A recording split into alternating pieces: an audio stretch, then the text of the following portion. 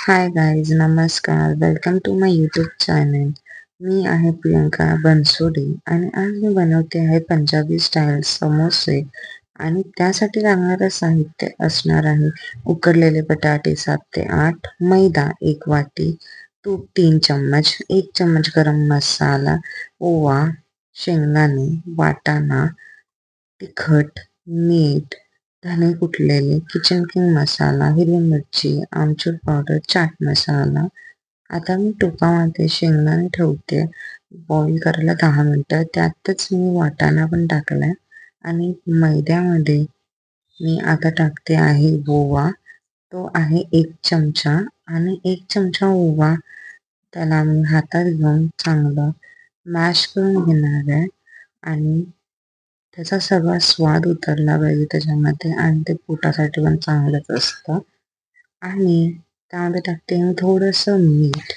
मीठ चवीप्रमाणे टाका आणि मला तर एवढं लागतं म्हणून मी 1 चमचा मीठ टाकलंय. आणि घ्या 3 वाटी, 1 वाटी 3 चमचे तूप टाकल्यावरती त्याला चांगलं मिक्स करून घ्या आणि त्याला असं मिक्स करा जसं तरी गाठी होते. आणि अशा गाठी झाल्यावरती त्यात पाणी टाका आणि त्याला चांगलं मळून घ्या अशा प्रकारे. आता बटाट्याला मी मॅश करून घेते. त्यात वाटाणा, हिरवी मिरची, लाल तिखट म्हणजे ती कश्मीरी मिरची पावडर आहे, किचन किंग मसाला, आमचूर powder, chaat masala, kitchen king मसाला आणि हे धने पावडर आहे, हे किचन किंग मसाला आहे. जेवढं सगळं एक घेतले मी ते सगळं 1 टेबलस्पून घेतलंय नाश्त्याचे. आणि आता मी पिठाला घेते फुलपाटावरती त्याला मळून चांगलं एकदा त्याचे गोळे करून घ्यायचेत मला, जेवढे मला हवे तेवढे. आणि आमचूर पावडर गॅस ऑप्शनल आहे. जर तुम्हाला आमचूर पावडर नसेल टाकायची तर तुम्ही अवॉइड करू शकता. बट आमच्या घरामध्ये थोडासा आंबटपणा असलाच पाहिजे म्हणून मी थोडीशी आमचूर पावडर टाकली याच्यामध्ये. तुम्हाला स्किप करायचं असेल तर यू कॅन स्किप. तुम्ही फक्त चाट मसाला पण टाकू शकता. आता मी कढई ठेवली लोखंडाची आणि तळण्यासाठी लोखंडाची कढई इज द बेस्ट. तुम्ही पण लोखंडाची कढईच घ्या, घेऊ शकता तर. आणि पारी एवढीच पातळ लाटा जेवढी मी लाटली आहे ती जास्त जाडी पण नको, जास्त पातळ पण नको. जास्त पातळ असेल तर नुसतं आपण बटाटा खातो असं वाटेल आणि जास्त जाडी असेल तर ती आतून शिजणार नाही. त्यामुळे एकदम मी जशी लाटले तशी लाटून कट करून त्याला असा आकार द्या. आणि मग त्याच्यामध्ये सारण भरून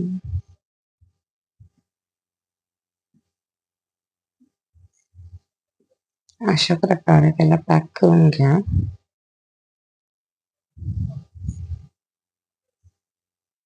मस्त त्याला प्रेस करून घ्यायचं आणि मग तेलामध्ये छोट्या गोळ्या टाकून बघितला मी तेल गरम झालंय की नाही चेक करा ना.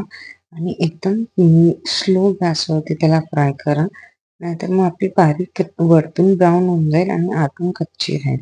तर तसं नको व्हायला, म्हणून एकदम स्लो गॅसवरती त्याला फ्राय करा आणि साईडून तेल वरती त्याला टाकत राहा. आणि असं वाटत की खालून गोल्डन ब्राऊन झाले की मग तुम्ही त्याला टर्न करा, पण पूर्ण नाही, थोडेसे हलकेसे जसे माझे झाले.